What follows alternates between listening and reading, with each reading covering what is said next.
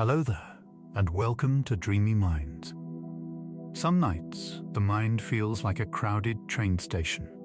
Thoughts arriving and departing, schedules to keep, expectations to meet, memories wandering in like late trains, apologizing for their delay. You lie there in the dark, perhaps asking the quiet ceiling, am I doing enough? Am I becoming enough? Am I smart enough to handle this life? Somewhere deep in your mind, beneath those questions, a softer truth is already breathing. Your brain, even now, in this very moment of stillness, is shimmering with tiny electrical storms. Like distant cities at night, whole neighborhoods of cells are talking to each other in a language of light and chemistry. They are not asking whether you are clever enough or efficient enough. They are simply doing what they have always done, keeping you alive, learning from the day, and gently folding your experiences into who you are becoming. Tonight, we will walk together into this quiet inner city, not as students cramming for a test, but as travelers wandering through a peaceful town after the shops have closed, when the streets are washed in moonlight and everything finally slows down. We will explore the soft science of intelligence, not as a score or a race, but as a living, breathing landscape inside you.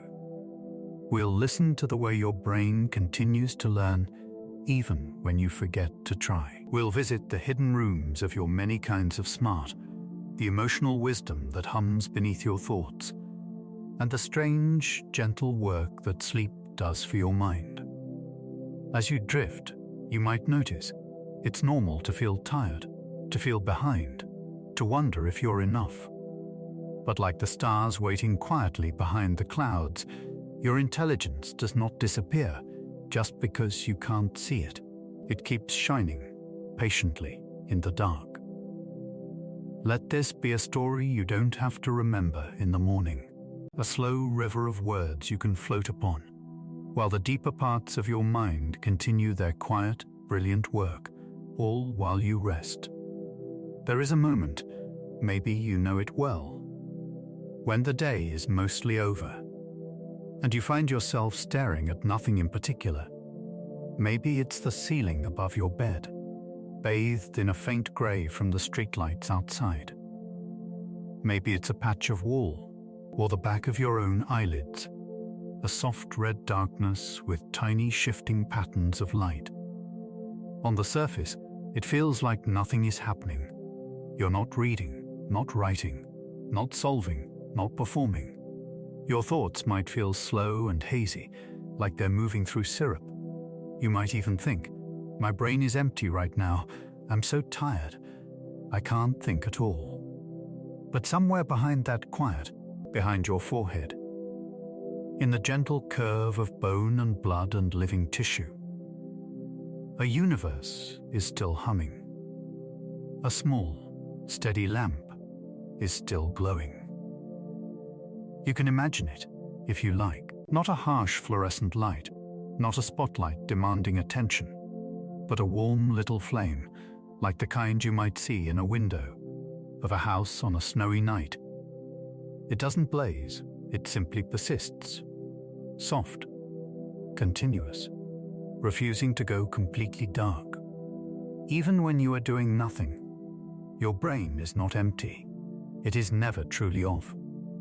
If you could listen in, if you could somehow translate the faint electric murmurs into something that feels like human language, you would hear conversation, neurons exchanging tiny pulses of light and chemistry, rhythmic patterns of firing and resting, millions upon millions of cells, talking to each other in a tranquil background hum. Scientists, when they look at this shimmering activity, with their machines and their colored maps, give it names.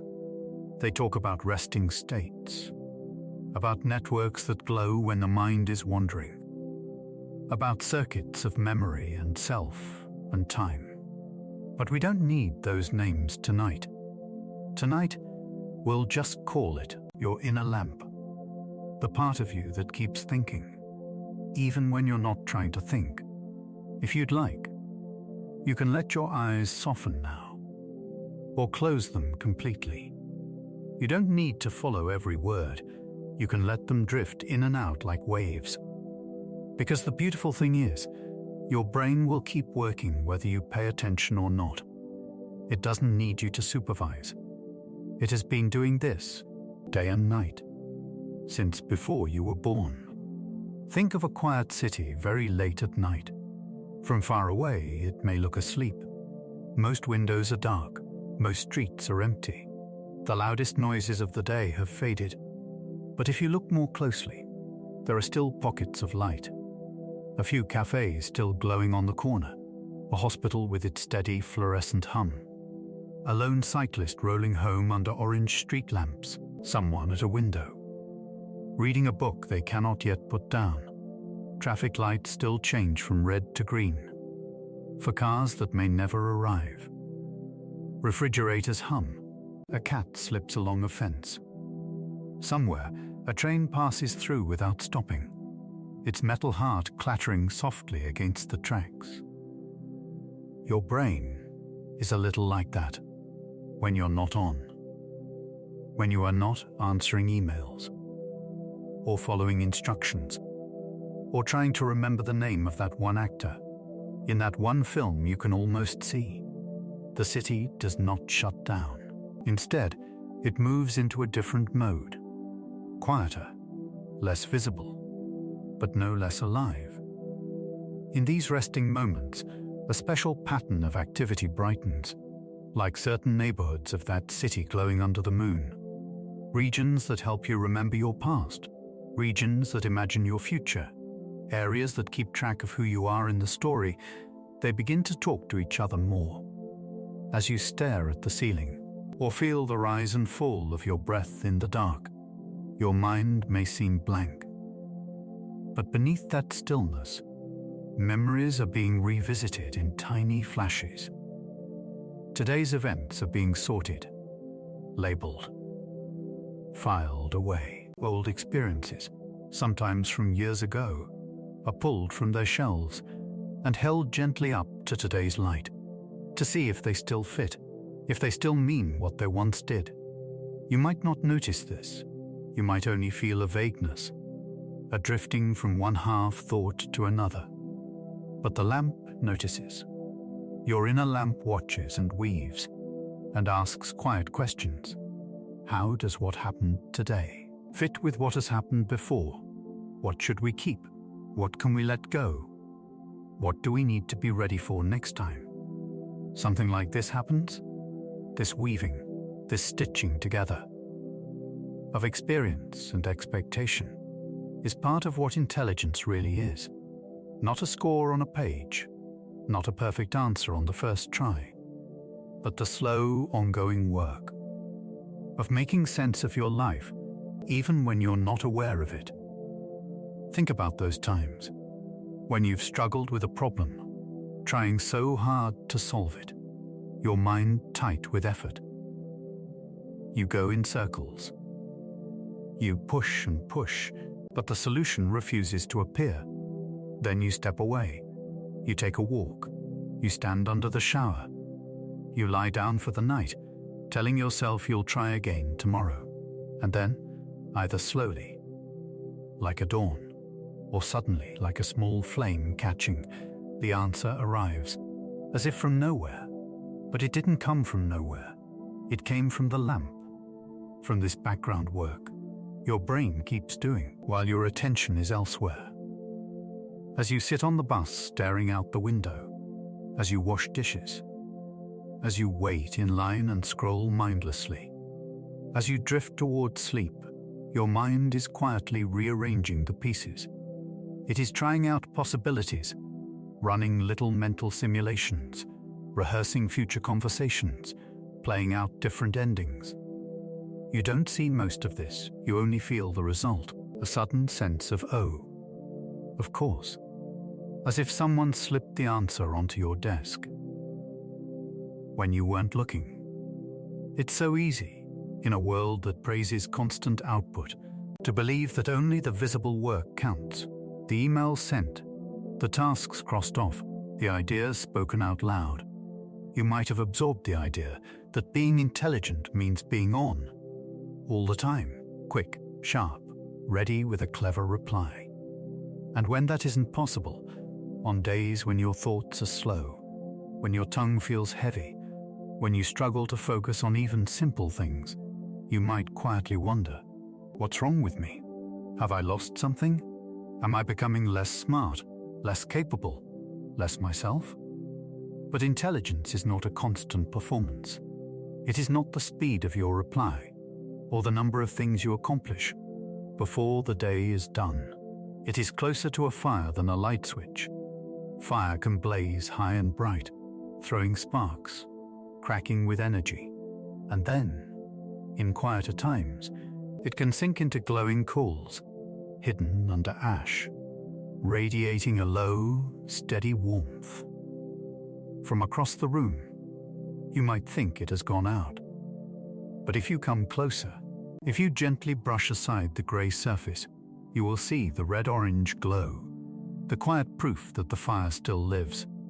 Your mind is like that.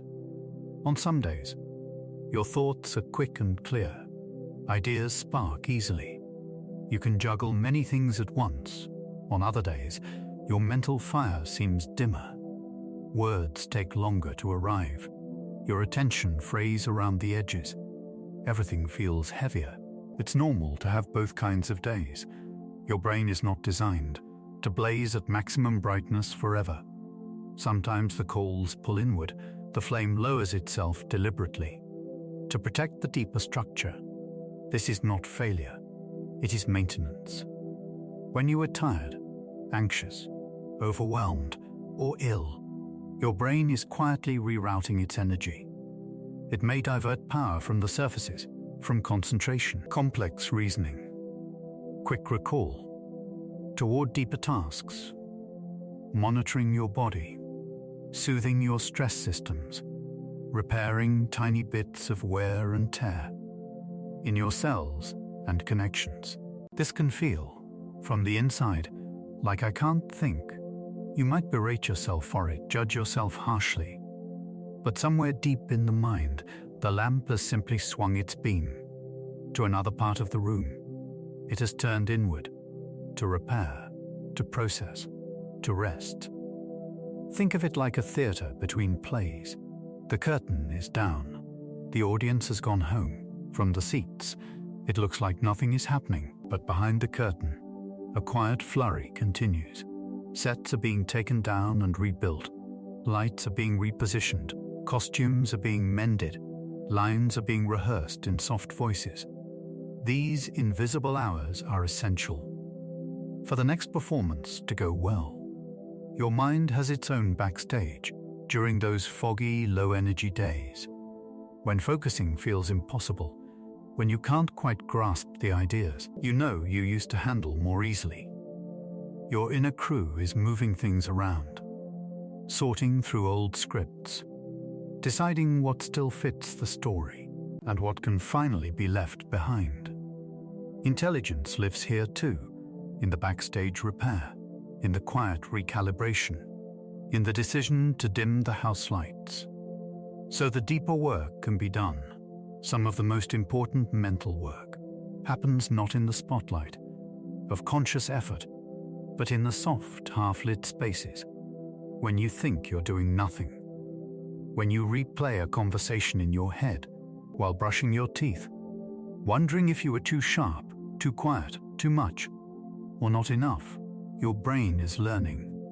When you daydream about a future version of you, one who feels calmer, or more confident, or simply more at ease in their own skin, your brain is taking notes. What does that feel like? It asks. What would need to change for us to move in that direction? These questions ripple out into subtle adjustments. A slightly different choice next time. A boundary held that you once would have let slip. A moment when you speak up where before you would have stayed silent. All of this emerges from that stubborn, gentle lamp that never fully goes out. Even in deep sleep, your brain continues to glow. The patterns change, waves of activity slowing and swelling, like the tide coming in and out, on a moonlit shore. But there are still pulses, still rhythms, still tiny flickers of communication, passing from cell to cell. If you've ever seen a field of fireflies on a summer night, the way they blink and pause, then blink again, each following its own pulse, yet somehow forming a quiet, shimmering pattern together. That's a little like what your neurons are doing now, as you drift toward sleep. You are not in charge of coordinating them. You could not, even if you tried. There are billions of them, and they have been learning how to coordinate since long before you were old enough to know what thinking is. This is one of the secret kindnesses of being a human brain. You do not have to earn your intelligence every day. You do not have to rehearse it constantly. For it to be real, you can have off days, foggy hours, stretches of time, when all you can do is breathe in and out and let the world move around you. The lamp does not judge you for this. It does not dim in punishment. It does not decide you are less worthy. It keeps doing what it has always done, integrating, networking, balancing, protecting, imagining, mending. Some nights, your thoughts might spiral. You might lie in the dark thinking, I didn't get enough done. I forgot that important thing. I wasn't very sharp in that meeting. I couldn't find the right words today. It's normal to feel this way. It's normal to worry that. Your value is tied to how efficiently you think, how quickly you respond, how perfectly you perform. But somewhere deep in the mind, beyond those worried thoughts, your intelligence exists as something quieter, less dramatic, more enduring. It is in the way your brain automatically regulates your breath as you lie here, in the way it adjusts your heartbeat, your blood pressure, your muscle tension, without needing your permission. It is in the way you can hear a single word or melody and be pulled back to an entire chapter of your life, the way memories surface like islands. In the mist of recall, it is in the way you learn from tiny hurts, slowly shaping your boundaries, even when no one sees. It is in your capacity to adapt, again and again, to changes you never planned for. All of this continues, whether or not you feel on your game today. So as you lie here, with this steady lamp glowing quietly inside you, you might experiment with setting down, just for now, the pressure to always be switched on. You might imagine that every exhale is a small act of permission. Permission to not solve every problem tonight. Permission to not be brilliant on command. Permission to be a living, changing organism instead of a flawless machine. Inhale and feel the air fill the gentle rooms of your lungs. Exhale and imagine a little of that pressure leaving your body, drifting upward and away, like a thin ribbon of smoke. Your intelligence is not going anywhere. It is woven into the architecture of this brain that holds you, into the networks that have formed over a lifetime, into the ways your cells respond to the world. Even while you sleep, the lamp will keep shining, whether your eyes are open or closed, whether your thoughts feel bright or dim, whether today was a day of sparkling clarity or a day of slow, heavy fog. You are allowed to rest in its glow. You can let your mind wander, or let it empty completely. You can follow these words, or let them become a soft, distant murmur. At the edge of your awareness, somewhere behind it all, in the quiet city of your brain, under its curved bone sky, the windows of your inner lamp stay lit, a gentle, unwavering reminder that you are still here, still thinking in ways you cannot always see, still quietly, profoundly intelligent, even now, especially now, as you allow yourself to simply rest. If you'd like, you can imagine that we are drifting a little closer now, to that quiet lamp inside your head. In the last part of our journey, we stood at a distance and simply watched it glow, a small, steady light in the center of your inner night. Now, almost like a camera slowly zooming in, we move closer and closer to that glow, until it fills our whole view. And as we draw near, the light is no longer just a single flame. You begin to notice that it's made of countless tiny sparks, threads of brightness moving and pulsing, running along invisible paths. Like fireflies following secret roads. Inside your skull, tiny rivers of light are constantly flowing. They are too small for your eyes to see, too quick for your conscious mind to notice, but they are there, always there, carrying your thoughts from one shore of your mind to another. Signals move along delicate branches of cells, down thin, thread-like fibers, and across microscopic gaps, where one cell reaches toward another and passes along its shining message. These connections gather into streams, and the streams join into currents, and together they form vast, shifting waterways of thought. You can picture it, if it feels calming, a nighttime landscape inside your head, dark and still on the surface, but underneath the skull's curved horizon, flowing with luminous rivers, winding in every direction. Sometimes these rivers rush, like mountain streams in spring, fast and playful, finding new routes with ease. Sometimes they are slow and deep, like old, patient rivers that have carved their paths over decades, moving with quiet certainty through familiar valleys. This is one way to think of intelligence, not as a single number, written in ink on a page, not as a fixed ranking you must protect or prove, but as the way these rivers of light have learned to flow inside you.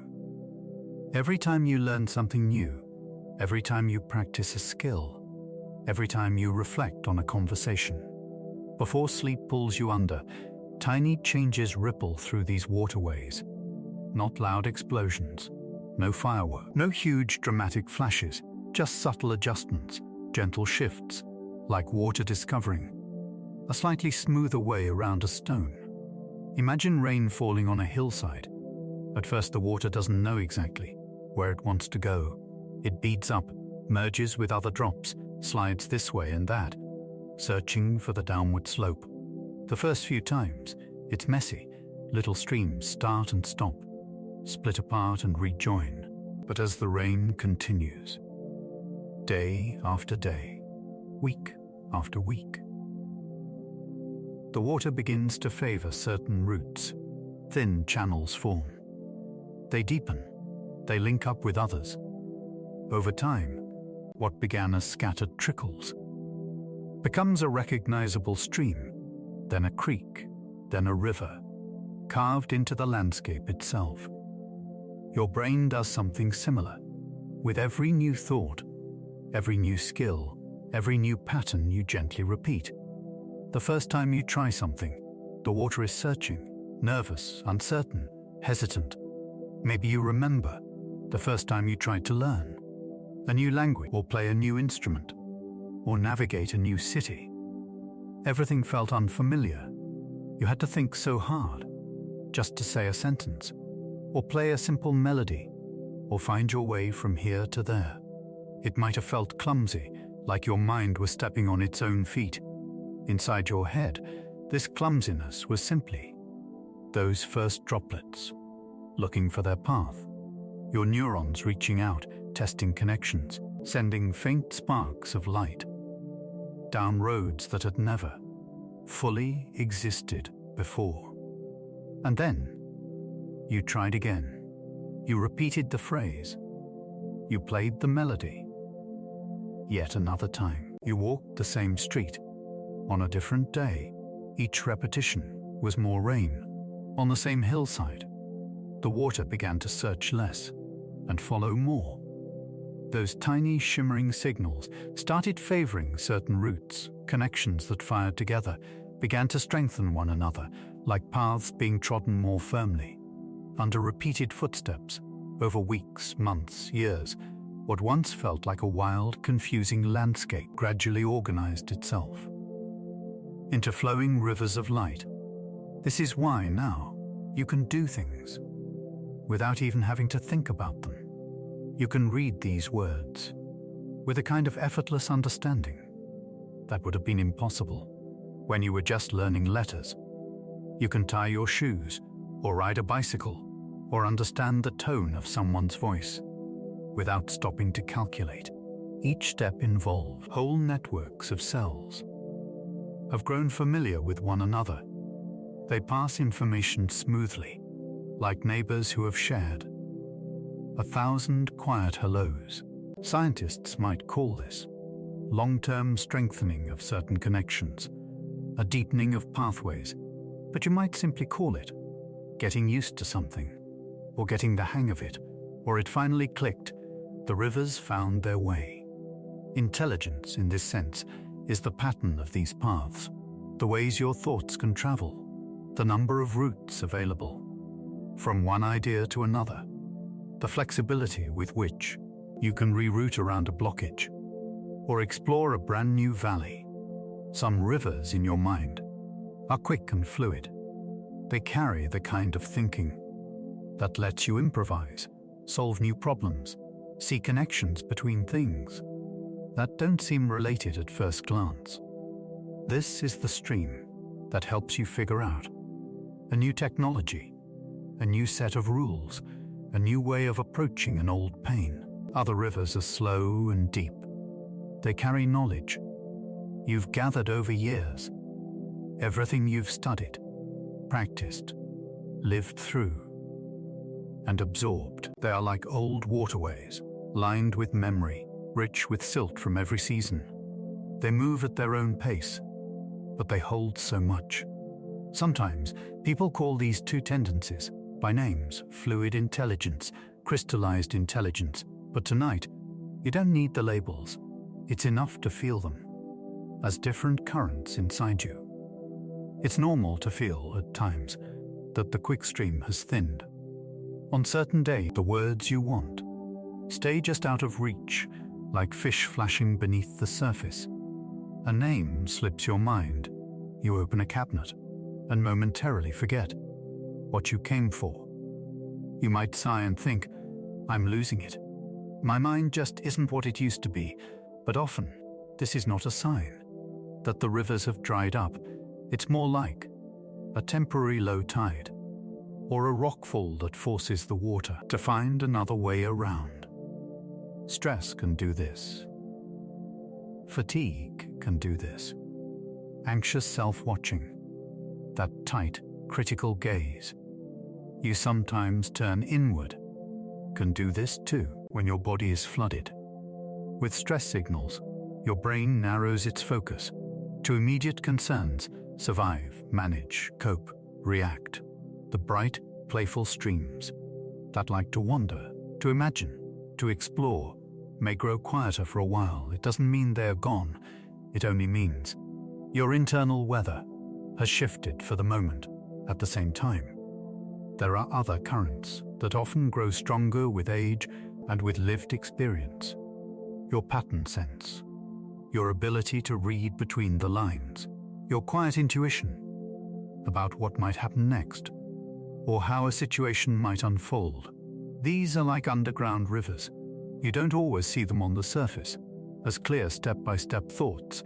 You might just feel them as a gentle tug in one direction instead of another, a hunch that this person is safe and that one is not, a sense that a certain job, even if it looks good on paper, would drain you, or a soft certainty that a decision, while difficult, is the right one. These hunches are not magic. They are the result of years of experience, flowing through your networks of cells, leaving traces, deepening channels.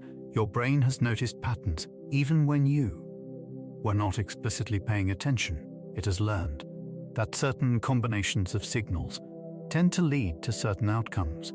So when it detects a familiar configuration in someone's tone of voice, their posture, the small details of a situation, it quietly lights up the pathways associated with previous times. You've been here before. You feel that as intuition, if you've ever had a sudden insight in the shower, or while going for a walk, or just as you were drifting off to sleep.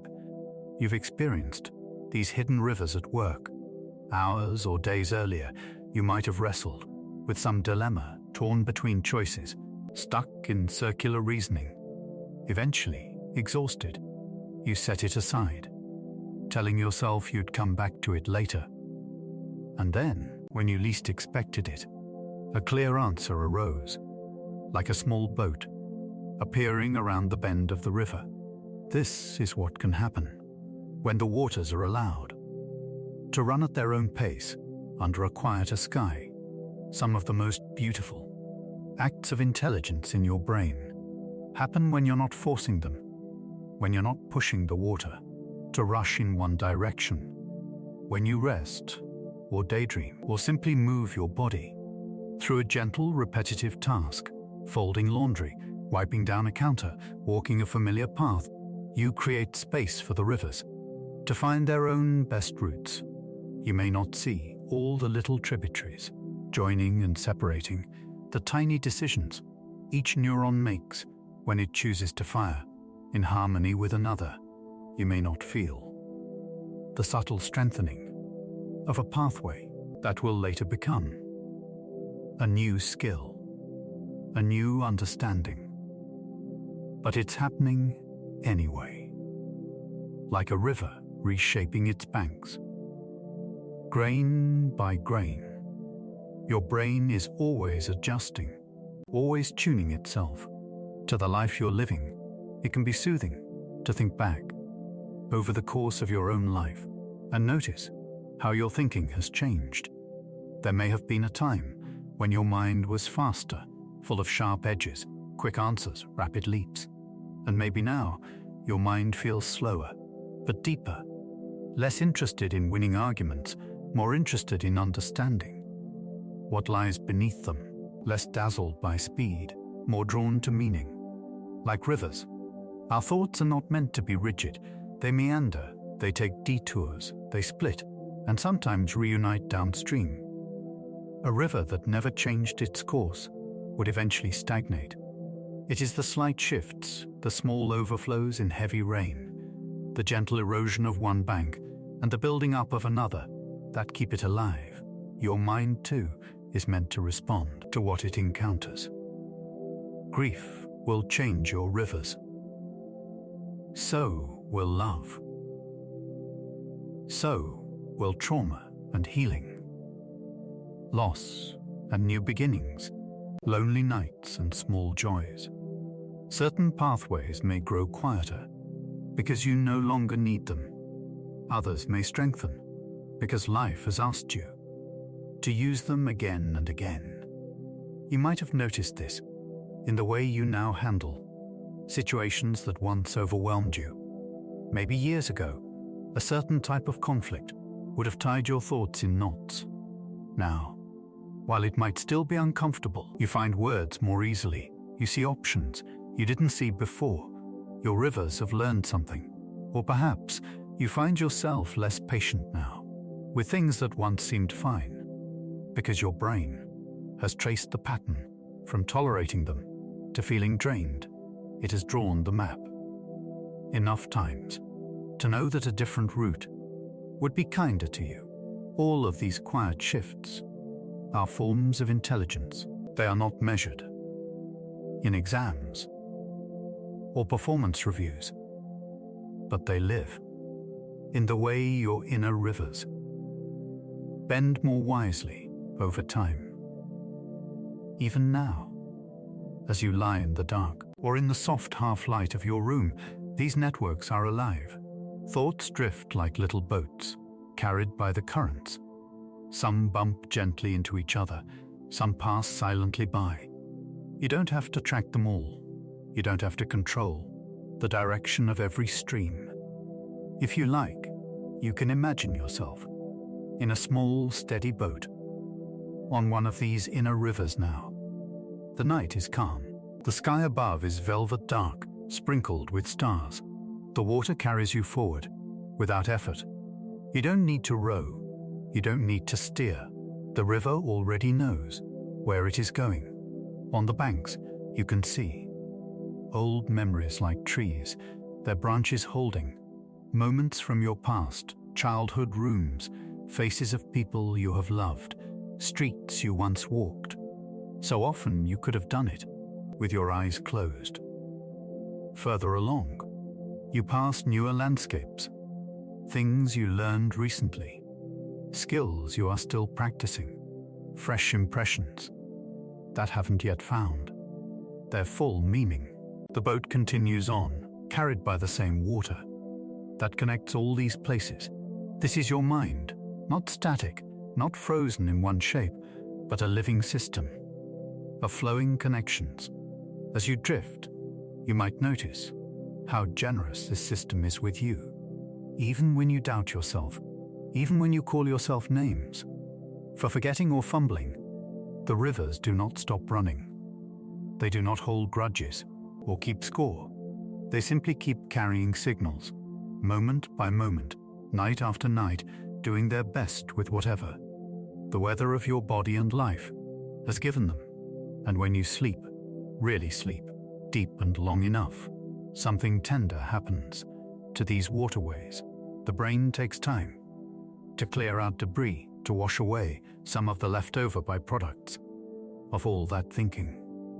You can imagine soft, invisible caretakers moving through the channels, lifting out fallen branches, gently dislodging pebbles, letting the water run a little more freely again. The pathways you used heavily that day may be gently reinforced, their banks firmed up.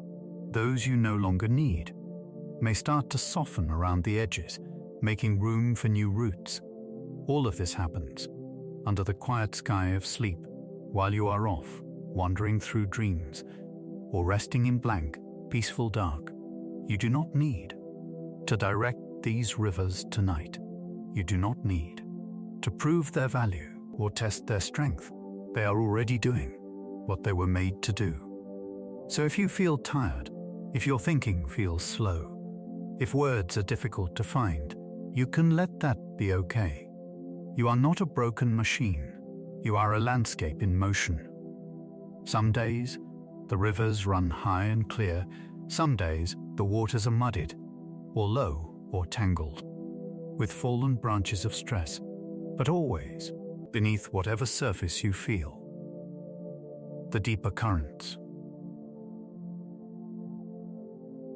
of your intelligence continue to flow as you rest now. You might place a gentle hand on your chest or on your belly, feeling the soft rising and falling of your breath. With each inhale, life enters, oxygen traveling into your blood, into your brain, fueling those tiny rivers of light. With each exhale, you release what you no longer need, making space for tomorrow's flows. Somewhere deep in the mind, the waters are finding their way, carving, adjusting, learning in their patient, unhurried fashion. You can let them work without your interference now. You can trust that, even in stillness, even in sleep, your rivers of light are shaping the unique living landscape of who you are. If you'd like, you can imagine that the rivers of light we've just been floating along are beginning to slow now.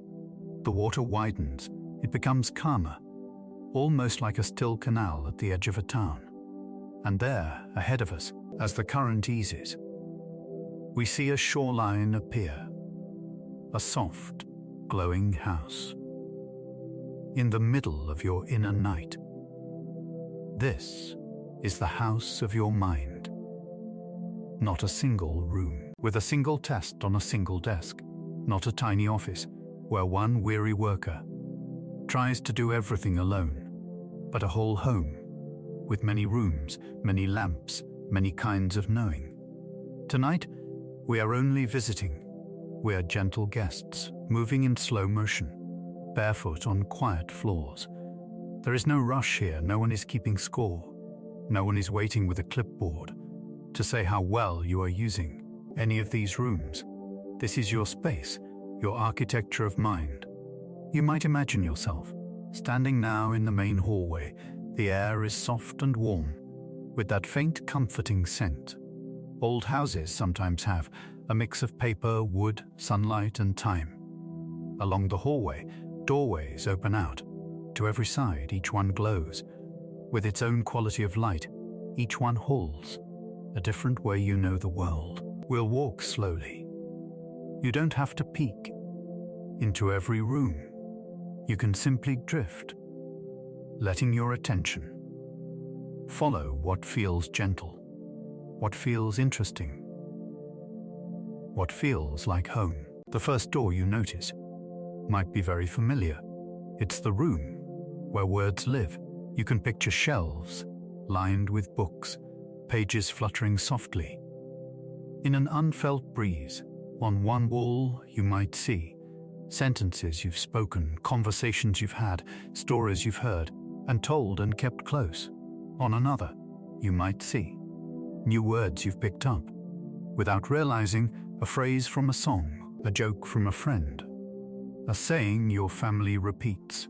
So often it has become its own kind of language. This room is supported by the parts of your brain that love pattern and symbol. Over your left ear, in the folds of tissue there, cells are listening for sound, for syllables, for the rise and fall of someone's tone. Nearby other regions help you turn sounds into meaning, meaning into response, response into connection. Some people have this room brightly lit, like a library, with tall windows and long tables. They find words easily, shape them quickly, feel at home in conversation. Others have a quieter version, a small study, with a single desk lamp, where words arrive more slowly, but when they come, they are carefully chosen, dense with feeling. The world often praises this room. Schools give tests here, asking you to read, to write, to explain. Jobs may ask, how quickly can you compose an email? How clearly can you present? Sometimes, when this room is messy or dim, people worry, maybe I'm not smart. But this is only one room of many. Next door, there is another bright space, the room where numbers and logic reside. In this room, objects line up neatly.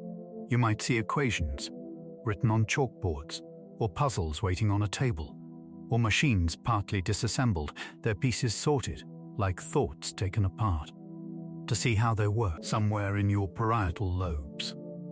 Toward the top and back of your head, cells cooperate to help you estimate, compare, notice quantities, sense relationships like more than, less than, before, after, your frontal areas.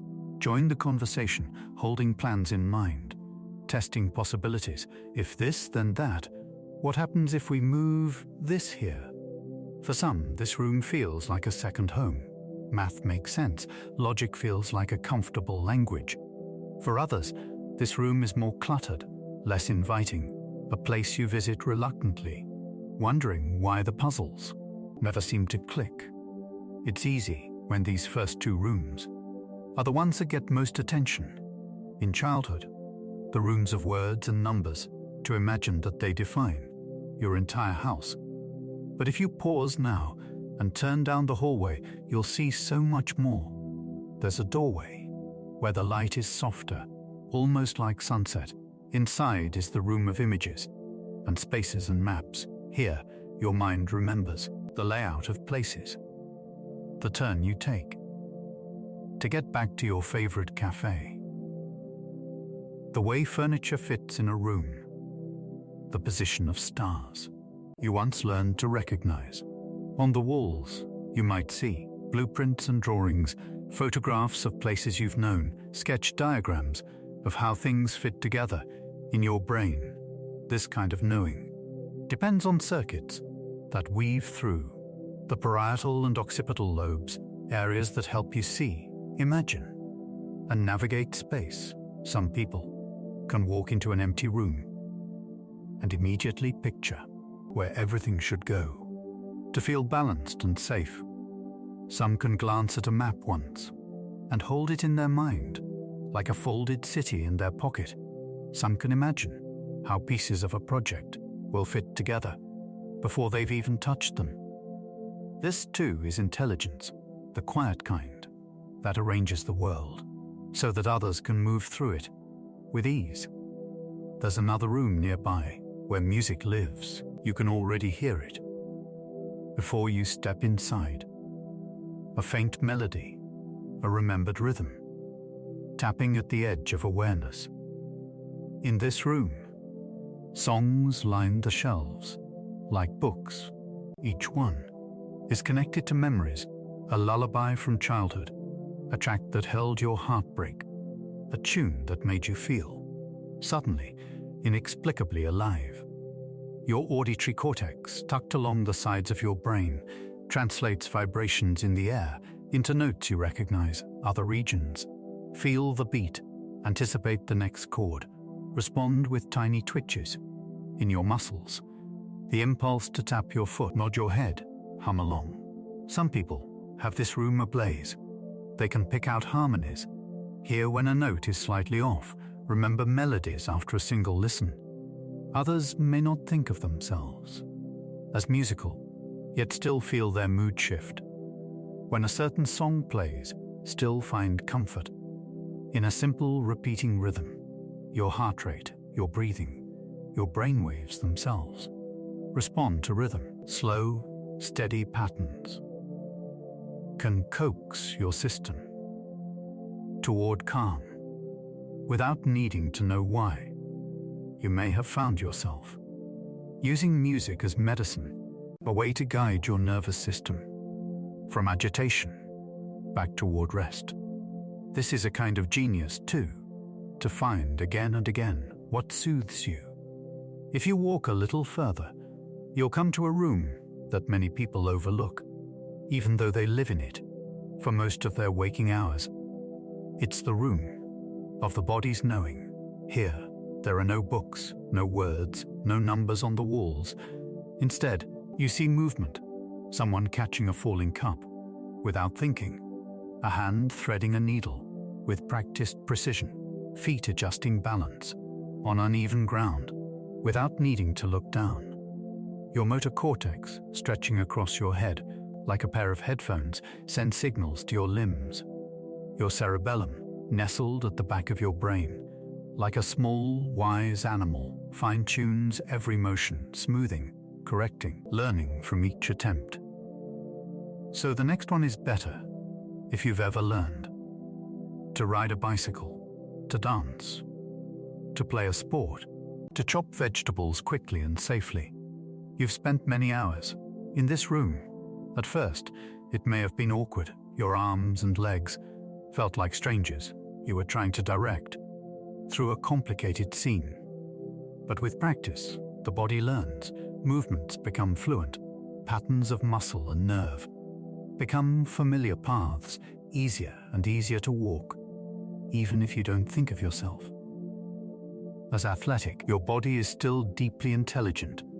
It knows how to keep you upright, how to adjust your posture, how to reach for a glass without knocking over everything around it. It knows how to wrap itself around someone you love, how to offer a hand on a shoulder, how to breathe more deeply when the tears finally come. Somewhere deeper still, we find the room of feelings and social sense, a room made not of objects, but of atmospheres. Step inside, and you might notice the air change. the way it does when you walk into a real room where someone has just argued, or just laughed, or just cried. Even after they're silent, you can feel what happened there. Your brain has systems that specialize in this kind of knowing. Networks that read the tiny muscles of a face, hear the meaning in a pause, sense the difference between a polite smile and a real one. Cells in your emotional centers light up when someone else's expression mirrors feelings you've known. Other cells, scattered in regions that watch and imitate, quietly simulate what you see in others, like soft internal echoes. This is what it might feel like to be them right now. You might be the kind of person who notices immediately when someone's voice is slightly tighter than usual, when their "I'm fine" doesn't match the look in their eyes. You might be the friend who senses who needs a hug and who needs space, who needs advice, and who needs quiet companionship. These are not small skills. They are forms of survival and connection. For thousands of years, our ability to read one another has kept us safe, kept us close, allowed us to build families and communities. Yet this room often goes unrecognized in our formal measures of intelligence. No one gives you a certificate for holding someone's hand through a panic attack, for knowing when not to ask one more question, for making a stranger feel seen with a single well-timed smile. But here, in the quiet house of your mind, we can honor it. This, too, is your quiet genius. And then there is the room of self-knowing, a smaller, more private space, perhaps where the light is very gentle. This room isn't about words or numbers or movement or maps. It's about the way you turn your attention inward, noticing your own feelings, catching the subtle shifts in your inner weather, in your brain. This kind of awareness emerges from networks that link inner body signals with reflective thought.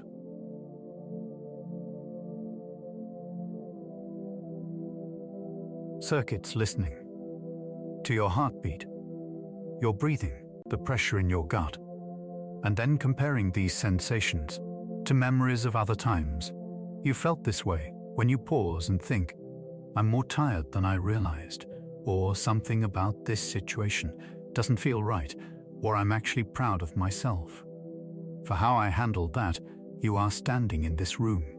Some people spend a lot of time here. They journal, meditate, talk to therapists or close friends, constantly updating their inner map of who they are. Others may find this room a bit dim, dusty around the edges, a place they avoid because it feels overwhelming to sit with their own feelings. Both are completely normal. This room, too, changes with time, with safety, with the stories you are told about what it means to pay attention to yourself. You might notice, as we wander, that no two rooms have exactly the same brightness. Some are warmly lit, frequented, alive with familiar objects. Others are quieter, visited less often, holding potentials you haven't fully explored. This unevenness is not a flaw. It is the architecture of individuality, the structure of your brain, the experiences you've had, the kinds of praise you received, the things you were punished for or discouraged from. All of these have influenced which rooms you spend the most time in. A child who is praised only for grades, for speed, for test scores may crowd themselves into the rooms of words and numbers, ignoring the music, the body, the feelings, the inner world, not because those rooms are empty, but because no one taught them how to open those doors. Another child might struggle with reading, yet instinctively know how to calm a crying sibling, how to fix a broken toy, how to copy a dance move. after seeing it once. Their rooms are lit in different places. The world may call one child gifted and the other behind without realizing. They are simply walking through different parts of their mental house. As an adult, you carry these patterns. You might still feel shame about certain rooms, the ones where you trip over words, or can't follow complex directions, or forget numbers. You might have decided, quietly, I'm just not smart there, but somewhere behind that thought, other rooms glow steadily, perhaps taken for granted, the way you remember. Faces and stories, the way you arrange a space, so that it feels safe for the people you love, the way you can sense when someone needs silence instead of advice, the way your hands just know what to do when something breaks. These are not accidents, they are living records of the ways your brain has become itself. Tonight, you don't have to label any of these rooms. You don't have to decide which ones count and which don't. You don't have to rank them or compare your house to anyone else's. You can simply notice that your inner home is larger than you were taught to believe. If you like, you might gently imagine walking back down the hallway now, passing each doorway. One more time. From the room of words, you feel a faint murmur, like pages turning themselves. From the room of numbers and logic, a soft ticking, like gears turning slowly. In a well-oiled clock, from the spatial room, a quiet rustle as pictures and maps rearrange themselves into new patterns. From the music room, a distant melody, barely audible, yet somehow reassuring. From the body's room, the subtle sense of muscles relaxing, joints easing, as your nervous system realizes it is safe to soften. From the emotional room, a hush, as if countless tiny feelers are retracting just a little, resting from a day of reading the world. From the self-awareness room, a gentle dimming, as reflection gives way to simple, wordless being. You return to the center of the house, to a place where you can feel how all these rooms are connected, how signals pass between them, how a song can trigger a memory, how a memory can change a feeling, how a feeling can alter a decision, how a decision can lead you to learn something new. This interweaving is part of your quiet genius.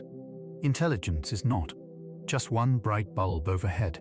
It is the way all these lamps illuminate one another, casting overlapping circles of light that create the full, complex picture of you as you rest. This house does not go still. Somewhere deep inside, librarians tidy the shelves. In the room of words, engineers adjust the delicate machinery.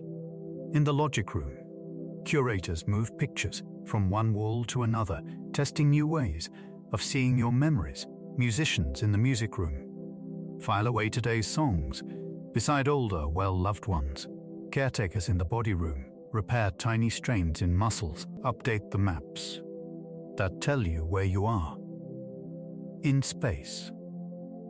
The emotional room sifts through the day's interactions, letting some go, tucking others more deeply into your story.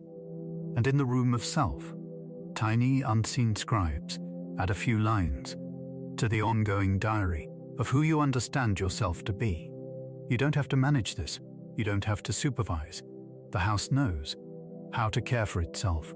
You are allowed to simply lie here, breathing in and out, while all these quiet rooms continue their gentle work. With each exhale, you might imagine dust lifting from old furniture, carried away on beams of light. With each inhale, fresh air moving through open windows, bringing oxygen to every corner of this inner home. You don't need to remember everything we've visited tonight. The mind will keep what it needs in its own way, in its own time.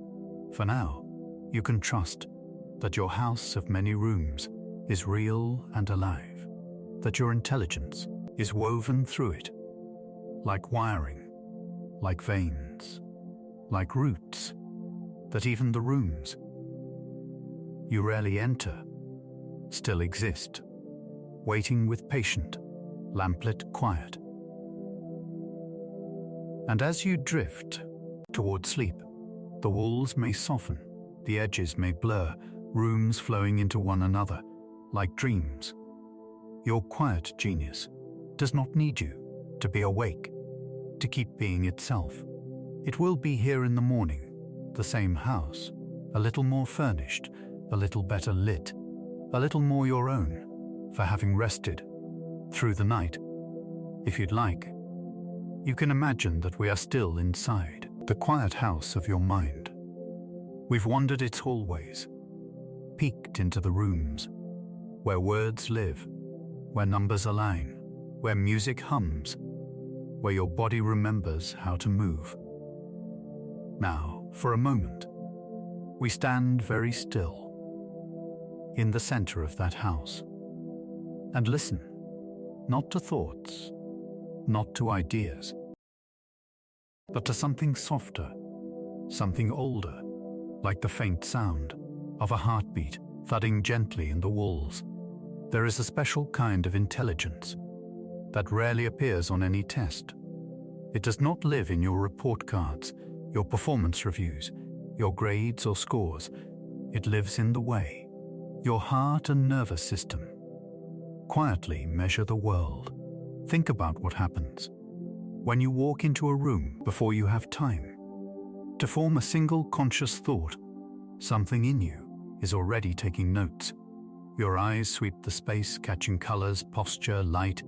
Your ears register the volume, the tones of voices, the rhythm of conversation. And beneath all of that, your body reacts. Maybe your shoulders rise, just a little closer to your ears. Maybe your jaw tightens, one small notch. Maybe your stomach flutters, or your breath becomes a little shallower. You might not even notice it, unless you pause and tune in. But your nervous system has noticed. It is always noticing. This quiet measuring is not random. It is not just mood, it's information. Tiny, constant streams of data flowing from your body back into the deep parts of your brain. How fast is the heart beating? How tight are the muscles? How warm are the hands? How full is the breath? Somewhere inside, a network of cells is listening carefully to these sensations, like a weather station inside your chest, tracking the winds and the pressure, trying to predict the emotional weather that is approaching. You can imagine, if it feels gentle, a small observatory in the center of your body. Scientists inside it, made not of people, but of nerve cells, are watching the dials, heart rate, breath, tension, temperature. They send messages upward, to the higher floors, to the thinking rooms, informing about the state of the inner world. Over time, your brain has learned to associate certain internal patterns with certain kinds of situations.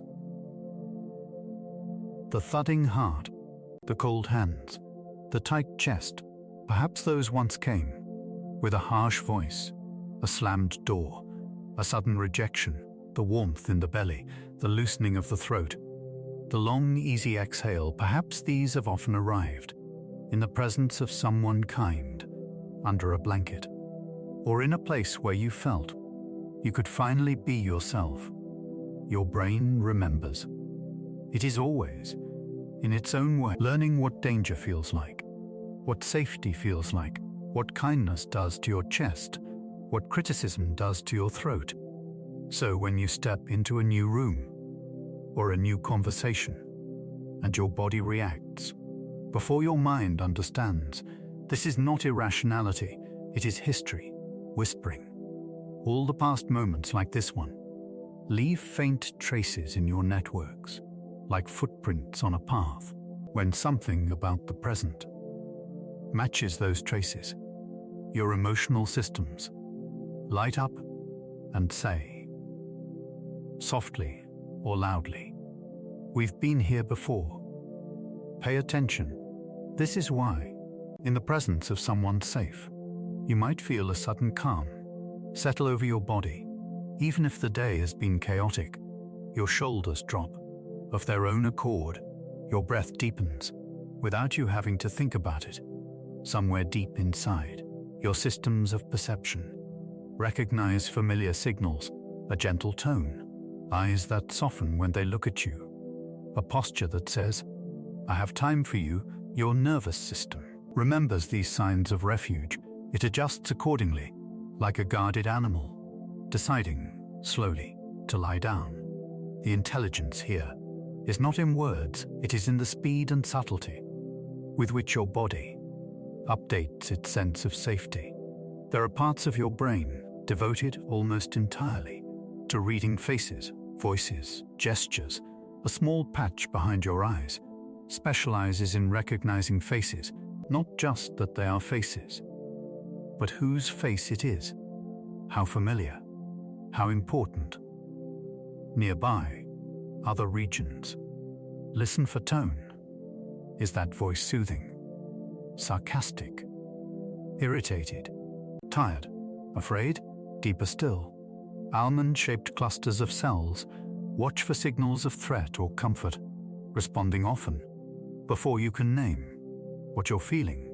You might have heard those regions called emotional centers. Tonight, you might imagine them instead as sensitive smoke detectors, always sniffing the air for the scent of danger, but also for the scent of home. They send messages down through your body's wires, the long branching nerves that run from your brainstem, through your chest, your abdomen, your limbs. If the signals suggest danger, your system shifts into a more activated state, heartbeat quickening, breath speeding, muscles readying themselves to fight, flee, or freeze. If the signals suggest safety, another branch of that system steps forward, the one that allows you to rest, digest, heal, connect.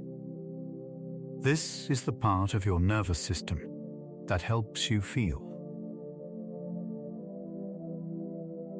Soft and heavy on the bed. That lets your eyelids droop. That tells your body, you can let go now. You are safe enough to sleep. This back and forth between protection and relaxation is happening all day, every day, beneath the storyline of your thoughts.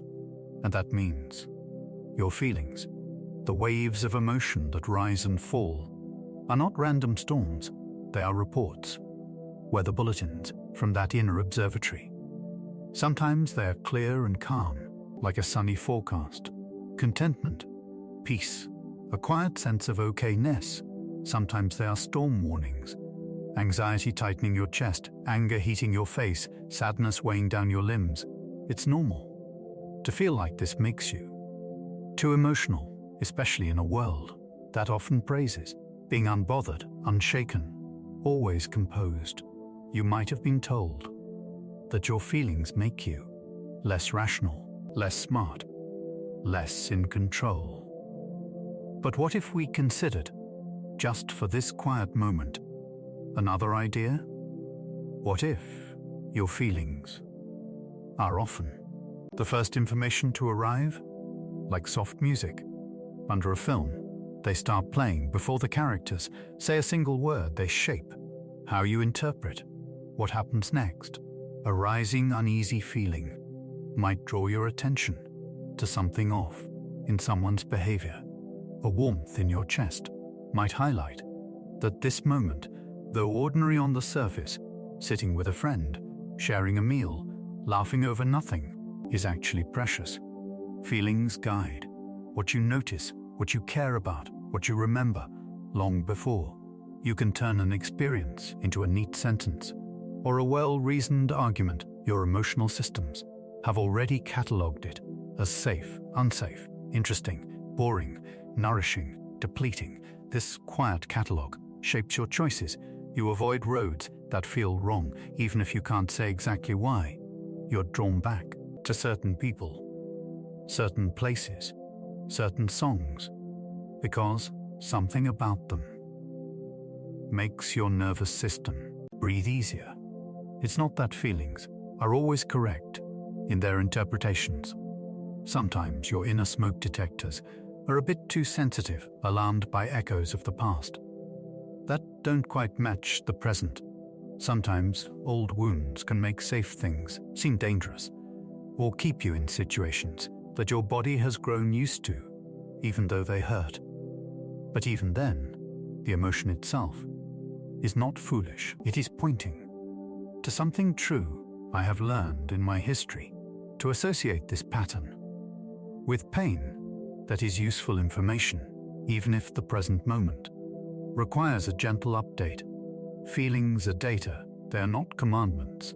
You can listen to them, learn from them, hold them with curiosity, without giving them absolute power over every action.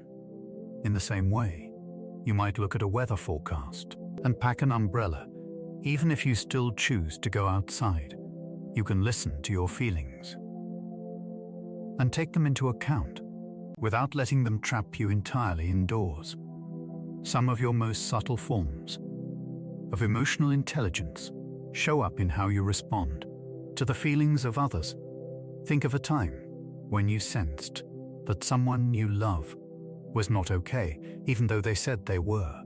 Maybe their words were casual and light, but something in their eyes held a different story. Maybe their laughter was a little delayed, a little brittle. Maybe their texts became shorter, less colorful, less them. Without fully deciding to, you tuned in closer. You asked one more question. You stayed on the phone a little longer. You sent that message, or that silly meme, or that simple, "I'm thinking of you." To do this, your brain used a quiet network of mirroring cells, watching micro-expressions, subtle changes in voice, tiny pauses. It reconstructed, inside you, a faint echo of what they might be feeling. You felt with them, even from far away. This is not weakness. This is exquisite sensitivity, a kind of emotional radar tuned by years of experience of your own hurt, your own comfort, your own longing to be understood. The flip side of this sensitivity, of course, is that you may feel like you absorb too much. Crowded rooms tire you out because you're tracking the emotional temperature of every corner you leave conversations, carrying not only your own feelings, but fragments of everyone else's. It's normal to sometimes wish you could care less, to feel too emotional, too sensitive, too much, but the very traits that make you feel overwhelmed at times are also what allow you to sense when someone needs comfort or space, when a situation isn't right, when your own limits have quietly been reached. That moment when you realize, suddenly, I need to leave, or I need to say no, or I need to rest. That is emotional intelligence speaking through your body. Your throat tightens when you're about to cross a boundary you don't actually want to cross. Your shoulders ache when you've been carrying too much for too long. Your chest feels hollow when you haven't given yourself enough kindness. Somewhere deep in your brain, maps of your own limits are being updated again and again. Every time you override them, every time you listen, your nervous system takes note, and the relief you feel when you finally choose the kinder option for yourself, the deep exhale, the easing of tension, the sense of spaciousness, that is your body saying, yes, this is better. Remember this. You might notice, as night deepens, that your emotions start to blur at the edges. The sharpness of the day, the worries, the embarrassments, the small victories, the sudden pangs begins to soften, like colors in a painting. slowly fading into dusk. This doesn't mean your feelings have vanished or become unimportant. It may simply mean that your nervous system is beginning its shift toward rest. The systems that scan outward for danger and approval start to quiet. The systems that turn inward toward repair and integration step into the foreground. Sometimes this transition is bumpy. Old emotions from the day or from years ago may rise as you lie in the dark. The mind replays conversations, imagines different outcomes, asks questions you cannot answer. Admit it's normal for feelings to swell as you slow down. During the day, you are often too busy to fully feel them. At night, they knock a little louder. Even this is a kind of wisdom. Your emotional mind is trying to finish the cycles it started, to complete arcs of response that were cut off, to move stuck energy through and out. You don't need to solve everything tonight. You don't need to wrestle each feeling into submission. You might simply acknowledge them. Yes, I see you. Yes, that hurt. Yes, that mattered to me. And then, with kindness, we can come back to this. In the morning, right now, the most intelligent thing I can do is rest, because here is another truth of this soft science. Calm, when it finally arrives, is not laziness. It is not giving up. It is your inner systems working very hard on your behalf to slow your heart, to deepen your breath, to relax your muscles. The body must shift an entire network of chemistry and electricity. It must release certain hormones, quiet others, change the balance between alertness and ease. You can help it a little by breathing slowly, by softening your jaw, by letting your tongue rest gently in your mouth, by noticing the contact between your body and the bed beneath you. With each exhale, you can imagine that your nervous system is recalibrating, adjusting its sense of how safe am I right now. And as it confirms, through your stillness, through the absence of threat, that in this moment, you are okay enough. It will gradually allow deeper and deeper rest. You are not just a thinking brain, deciding everything from a distance. You are a feeling, sensing, deeply intelligent whole, a living collaboration between mind and body, between logic and intuition, between memory and sensation. The next time you feel a wave of emotion rise up out of nowhere, you might remember this quiet observatory inside you, this weather station, this radar. It is not perfect. It can be confused. It can be triggered by old storms, but it is always, always trying to keep you safe, trying to guide you toward what you need. Tonight, as you rest, these systems will continue their careful watch. Your heart will keep its rhythm. Your breath will ebb and flow. Your body will shift subtly to find the most comfortable position. Your emotional brain will file away. A few more impressions. Learn a little more about what soothes you, what unsettles you, what allows you to finally let go. You don't have to direct it. You don't have to earn it. You can simply trust that even in sleep, the soft science of your feelings is still at work, protecting, learning, whispering gently to your cells the stories of danger and safety, until over many nights, many mornings, your inner weather finds more and more moments of calm. For now, you can allow yourself to sink a little deeper into whatever is holding you. Feel the pull of gravity, the slow weight of your limbs. Let your thoughts become softer, less sharp, less necessary. Your emotions do not need to be solved tonight. They only need to be honored as part of your intelligence, part of your way of knowing the world. And as you drift, you can rest in the quiet assurance that you are more than a busy mind. You are a whole, breathing constellation of thoughts and feelings and subtle signals, all of them working together, even now, to keep you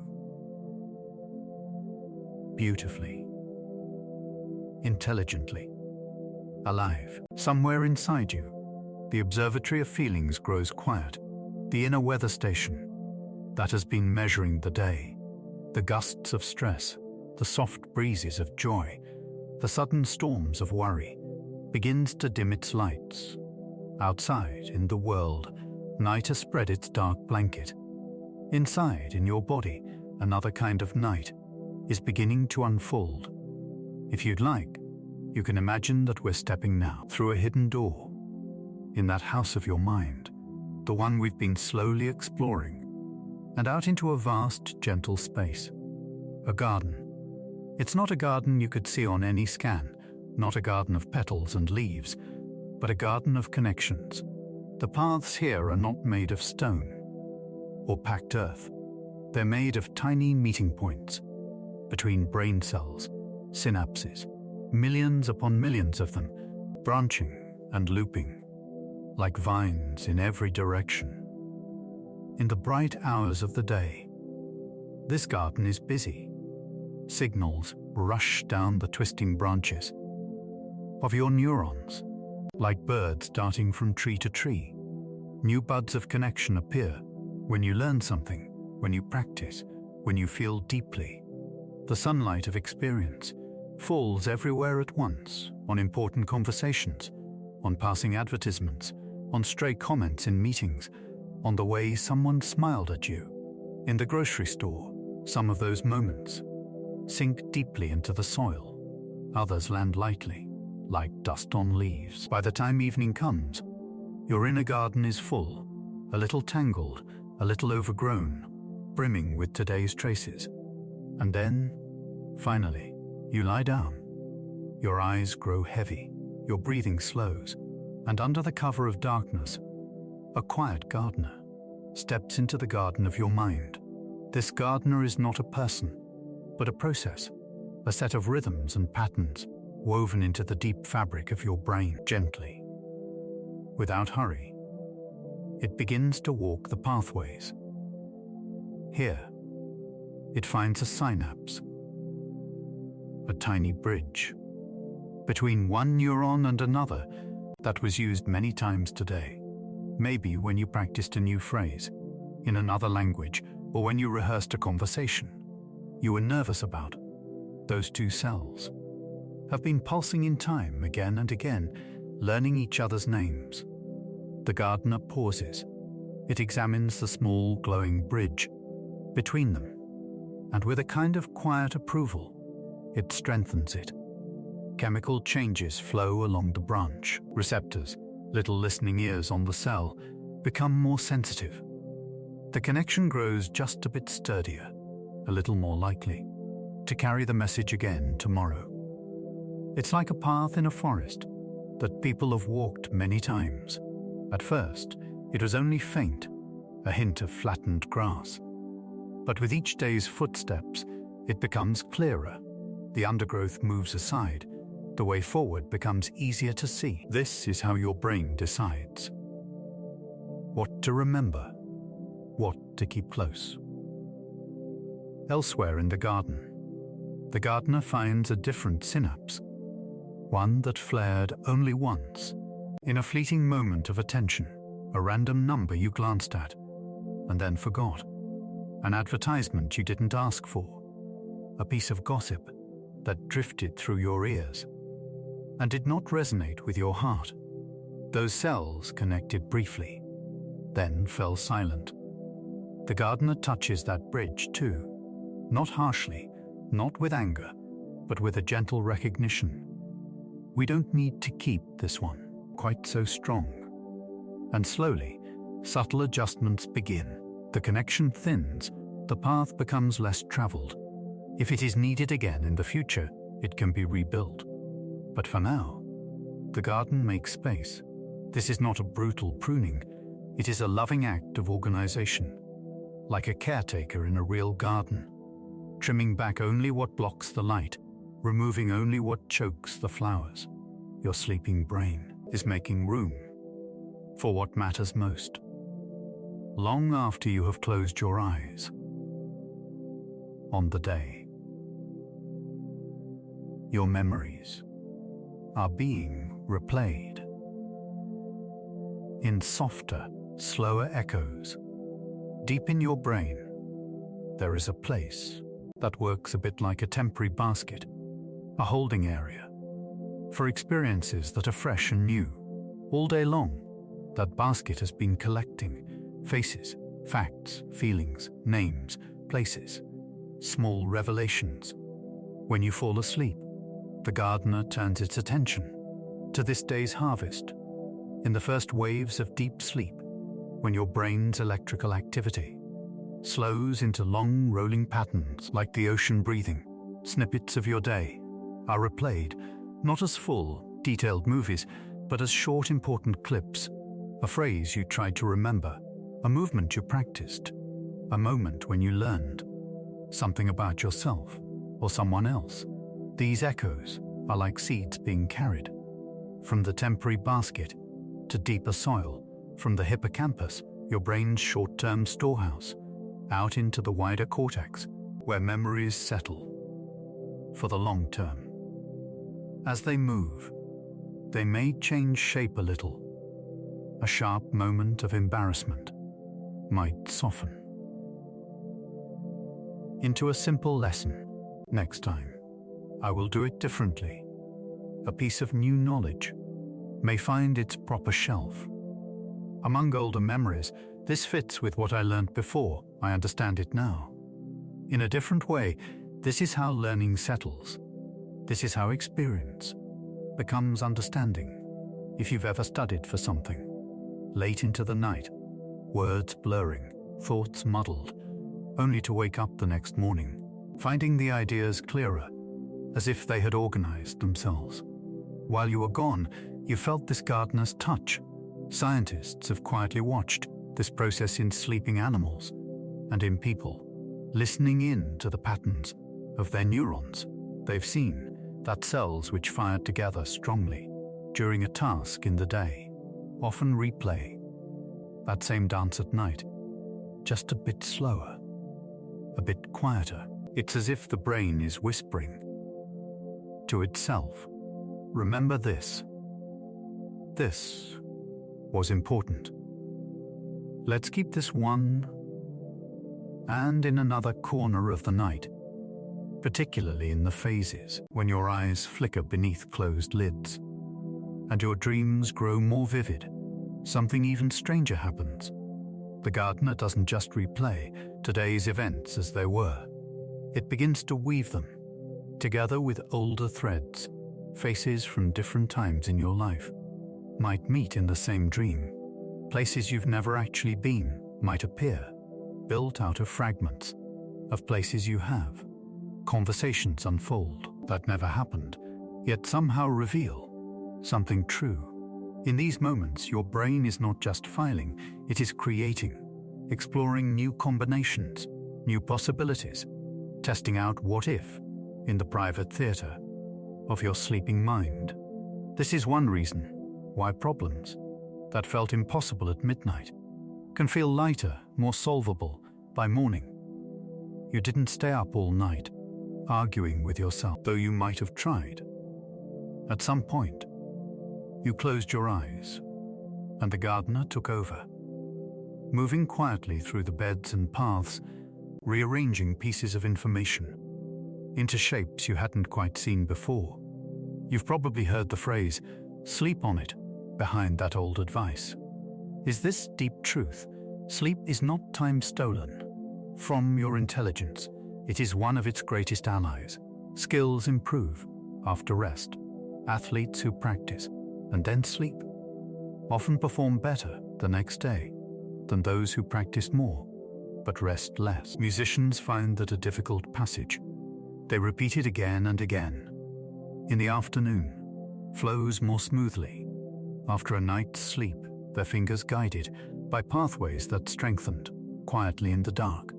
Writers, programmers, students, parents, people from every walk of life have stories of waking up with a clearer sense of how to approach something, not because they brute forced their way through it, but because, at some point, they stopped pushing, closed their eyes, and allowed the gardener to work without interruption. Of course, we live in a world that doesn't always honor this. You may have felt it, that guilt that creeps in when you choose rest over one more task. The voice that says, if I were really hard-working, really smart, I'd stay up a bit longer. I'd get more done. Screens glow late into the night. Messages keep arriving. The line between day and night blurs. It can begin to seem as though constantly being awake, constantly reachable, constantly working is proof of your value. But somewhere deep in the mind, your cells know better. They're ancient. They remember a different rhythm, light and dark, activity and rest, input and integration. Your neurons, like plants in a real garden, cannot grow under harsh light forever. They need periods when the sun goes down, when the air cools, when the gardener can move through quietly without the noise and rush of the day. During certain stages of deep sleep, your brain waves slow into large, synchronized swells, like the whole garden, breathing in and out together. At the same time, a special kind of fluid washes more freely through the spaces between your brain cells, rinsing away byproducts of all the work they've been doing. It's a kind of nightly cleaning, a gentle irrigation, carrying away what's no longer needed, making space for tomorrow's thinking. Without this washing, the garden becomes cluttered. The chemicals that serve as signals by day can become fog by night if they're never cleared. Sleep is when much of that clearing happens. Even your immune system, your body's watchful guard, uses the night to check in on your tissues, to repair, to recalibrate. Hormones that regulate appetite, mood, growth, and healing ebb and flow according to how deeply and how often you allow yourself to rest. It's normal to have nights when sleep is elusive, nights when your thoughts won't quiet, when your body stays a little too alert, like a garden with a street lamp shining on it long after sunset. On those nights, you might feel tempted to scold yourself, I'm going to be useless tomorrow, why can't I just switch off? But even partial rest, even lying quietly, with your eyes closed, and your body still, gives the gardener some chance to work. The brain doesn't require perfect, unbroken sleep to do anything. It makes use of what it can. Every moment of slowing, every pocket of drifting, every small surrender of tight control. You do not need to monitor this. You do not need to understand every step of it. In fact, one of the kindest things you can do is to let go of the need to be in charge of your own resting. Think of yourself now as a guest in your own inner garden, not the gardener. You are lying on the soft ground, the earth holding your weight. Above you, the sky is dark and gentle. Perhaps there is a thin moon, casting just enough light to outline the leaves, the paths, the small shapes of flowers you cannot quite name. All around you, the gardener is quietly moving, trimming a little here, tying up a vine there, gathering fallen petals, planting new seeds. You don't need to direct where the shears go, which path is swept, which bed is watered. Your only task is to be the garden, to allow this tending, to receive it. It's okay if the day felt unfinished. It is always unfinished. The brain is never done learning, never done adjusting, never done growing. There will always be more emails, more conversations, more puzzles, more moments you wish you'd handled differently. But there must also be nights for the garden, nights when you choose, despite the unfinished lists, to honor the quiet labor that your brain needs in the dark.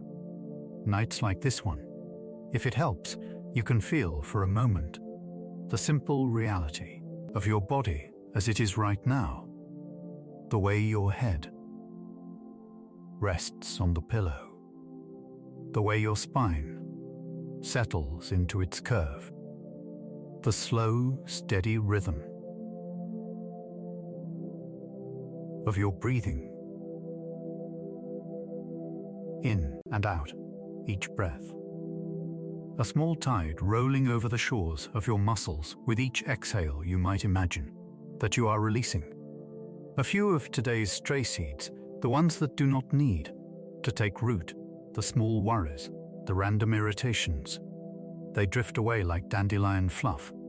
On a nighttime breeze, with each inhale you receive the air that will feed tonight's quiet growth. You are not falling behind by resting. You are not wasting time by sleeping. You are allowing the gardener to do its ancient work. Somewhere deep in your mind, synapses are being gently examined. Some are being strengthened, like favorite paths, being swept and lit, lined with little lanterns to guide you more easily. Tomorrow, others are being thinned, their extra branches carefully trimmed back, so that more light can reach the ground, so that new, more needed growth can find its place. Memories are being woven into the larger tapestry of who you are. Skills you practiced today are being rehearsed in slow motion, so your body will remember them more faithfully. Feelings that swelled and broke over you are being processed, filed, softened, not erased, but integrated into your ongoing story. You do not have to carry all of that work in your waking hands. Right now, you can hand the tools to the part of you that knows how to use them in the dark. Trust, just for this night, that your brain is on your side, that it wants you to learn, to adapt, to heal. And that one of the main ways it does this is by growing its garden while you sleep. So let your eyelids be heavy, let your thoughts lose their sharp edges, melting into softer shapes. Let the river of words you've been listening to recede into the background, a distant murmur, like water in another room. You don't need to stay for the entire story. You can drift away whenever you're ready, knowing that the story continues. Without you needing to hear every line, the garden will go on growing under its moonlit sky, with or without your conscious attention. Your only job now is to rest, to allow, to gently, quietly let go. Somewhere in the moonlit garden of your mind, the quiet gardener is still at work. It walks the pathways of memory, strengthening some, softening others, carrying seeds from one patch of earth to another. And as it moves, another part of you is standing somewhere else entirely, at the edge of a question. Maybe you know this feeling, lying in the dark, eyes open or closed, thoughts circling around, something unfinished, a decision you haven't made, a future you can't quite see, a problem that doesn't have a neat solution yet. There is a tension there, like standing in a doorway, between two rooms, behind you, the room of what you already know. Familiar, predictable, lit with the clear light of, I've done this before. In front of you, a dimmer space, possibility, uncertainty, a soft unfolding fog of I don't know, yet when we are anxious, Our minds often crave certainty. We want clear answers, finished stories, perfectly solved problems. The brain, after all, is a prediction machine. It is always trying to guess what comes next, to prepare you, to protect you. Deep in the folds of your cortex, networks are constantly taking in information, comparing it to the past, and forecasting the future. If I say this, they might say that. If I choose this path, it could lead here. If this sensation in my body means something bad, what will I have to face? Somewhere near the front of your head, behind your forehead, regions that help with planning and decision. Flicker with possibility, building small mental simulations, testing different futures in the quiet theater of your imagination. This is useful. It's one of the ways your intelligence keeps you safe. But it can also become exhausting, especially at night when the world outside is dim and the mind's inner projector tries to light up every shadow with what if, after what if, after what if. You may find yourself thinking, I have to figure this out. Before I can sleep, I need to know how this will turn out. I can't rest until I have an answer. But so much of being human is standing in that doorway, in between question and answer, between confusion and clarity, between no idea. And now I understand this doorway is not a failure. It is a studio, a quiet workshop where your brain quietly shapes tomorrow's understanding. If you picture it gently, you might imagine a dimly lit room just beyond the threshold. Inside, there are half-finished sketches pinned to the walls, equations with spaces left blank, sentences that stop mid-thought in one corner, small seedlings in pots just beginning to push through the soil. This is the room of not yet, the space where your mind tries things on without rushing to completion. It might feel uncomfortable at times, messy, ambiguous, unsettled. But inside this room lives a very tender kind of intelligence, the kind that can say, with honesty and with hope, I don't know, yet there is a small word at the end of that sentence that matters a great deal, yet without it, I don't know, can feel heavy, final, like a door slammed shut. It can sound like I'll never know, I'm not capable, this question is bigger than my mind will ever be, but add yet just 3 more letters, and something softens. I don't know yet. Suggests movement, it suggests time, it suggests that your brain is still working on it, even if you cannot see how. Inside your skull, tiny pathways are always available to be reshaped. Neurons can grow new branches, reach out to new neighbors, strengthen new bridges of connection. Scientists call this neuroplasticity, the brain's ability to change its wiring in response to experience. You have felt this plasticity whenever you've learned anything, whether it was how to use a new piece of technology, how to say hello in a new language, or how to respond differently in a conversation than you once would have. For a long time, it was easy to imagine that this adaptability belonged only to the very young, that adult brains were like dried clay, fixed in their shape. But again and again, in quiet labs and in everyday life, we see that change is possible much longer than we once believed. People learn new skills in their 30s, 50s, 70s. They pick up instruments, languages, ways of thinking they never had access to before. Therapies help rewire responses to old pain so that heartbeats don't race quite as fast in situations that once felt unbearably threatening. Habit, that old sculptor, can be slowly retrained. Patterns of reaction can soften at the edges, making room for new ways of responding. It's normal, though, to feel stuck sometimes, to lie in bed and think, this is just how I am. I always react like this. I will always be afraid of this thing. I will always procrastinate. I will always doubt myself. Those thoughts can feel so solid, like walls.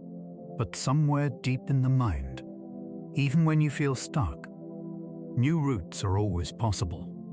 They may be slow to form, like paths through fresh snow. Imagine a field covered in untouched, bright, clean snow. The first time you try to cross it, the way is hard. Each step sinks deeply. You don't quite know where to put your feet. You have to look down often, adjust, struggle. That's what it's like when you first try to think differently, to behave differently, to believe something kinder about yourself. But if you walk that same route more than once, if you pause, try again tomorrow, and the next day, the snow begins to hold your footsteps. The path becomes clearer. You can see where you went before. You don't sink as deep. Your body remembers. Over time, a well-trodden walkway appears, leading from one side of the field to the other. Your brain is like this. The first time, you say to yourself, I made a mistake, but it doesn't mean I'm worthless.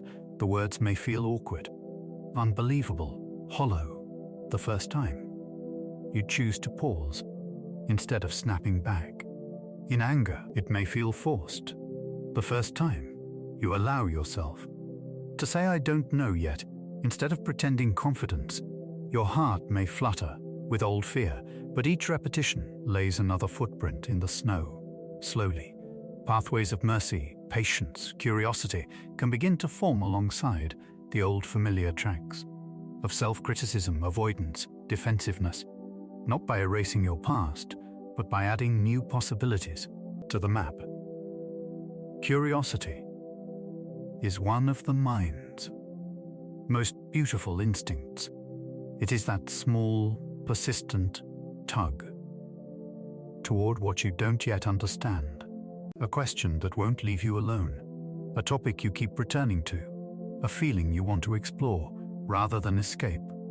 Deep in your brain's reward systems, certain chemicals sparkle when you encounter something novel or slightly mysterious, not so unfamiliar that it feels terrifying, but just unknown enough to feel inviting. These subtle bursts of energy nudge you forward.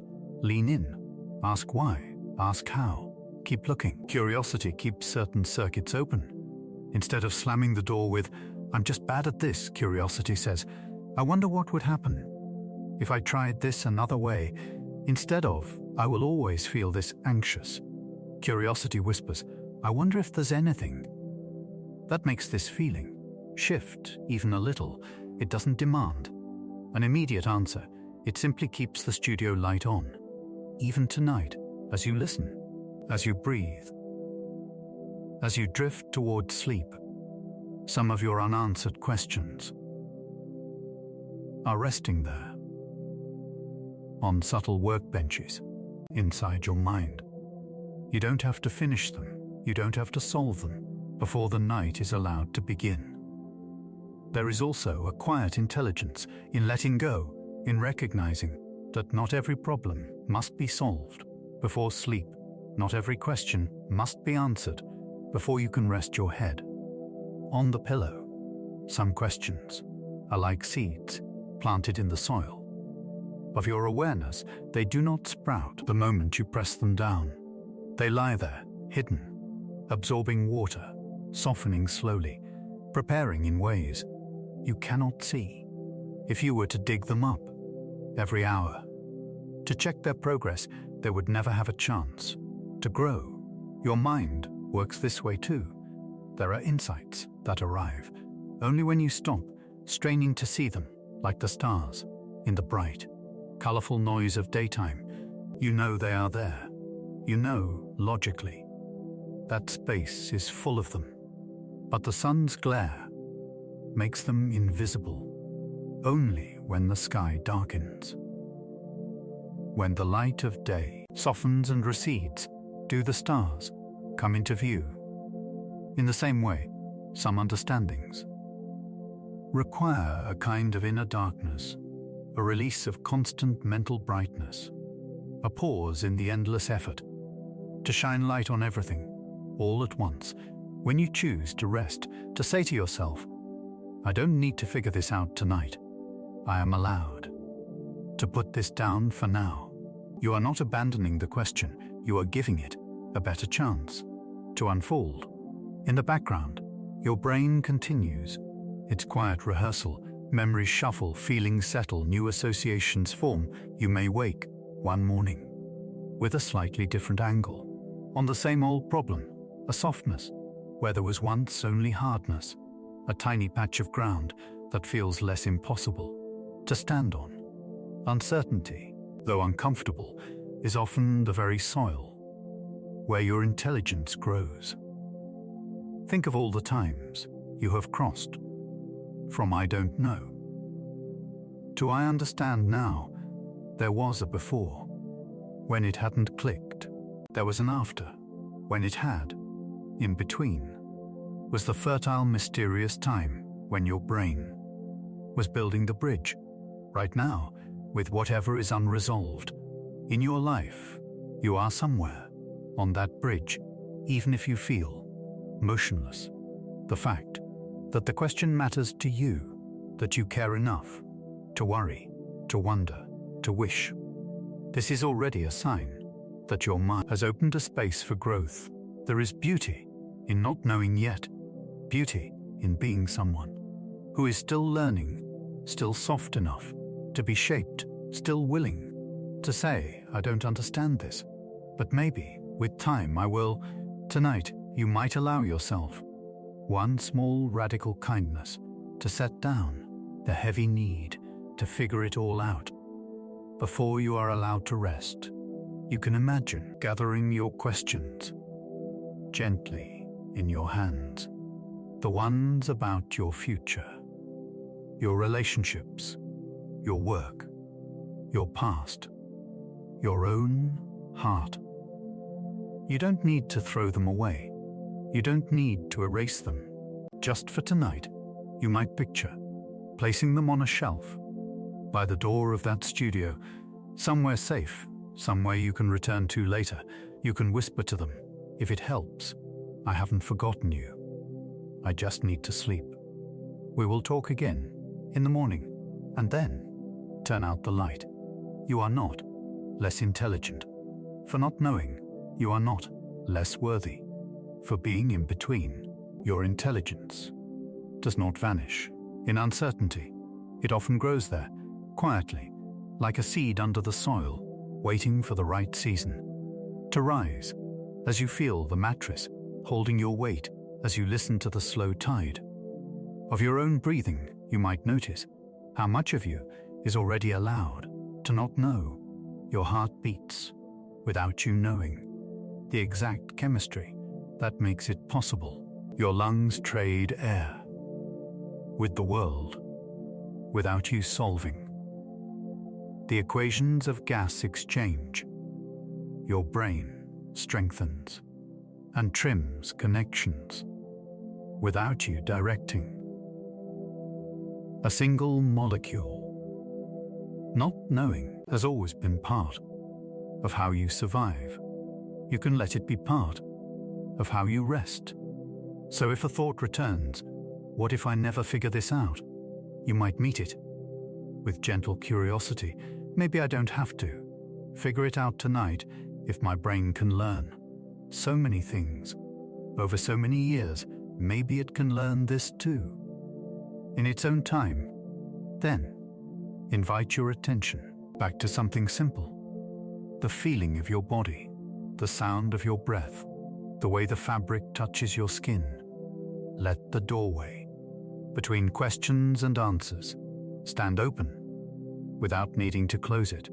Somewhere in the house of your mind, in the garden of your sleep, in the studio of not yet, your quiet genius is still at work. You don't have to watch it. You don't have to help. You can simply lie here, safe enough for this moment, held by gravity, held by the bed, held by the soft darkness of night, and allow, deep inside, for the beautiful, uncertain, tender work of not knowing yet to continue, while you slowly drift away.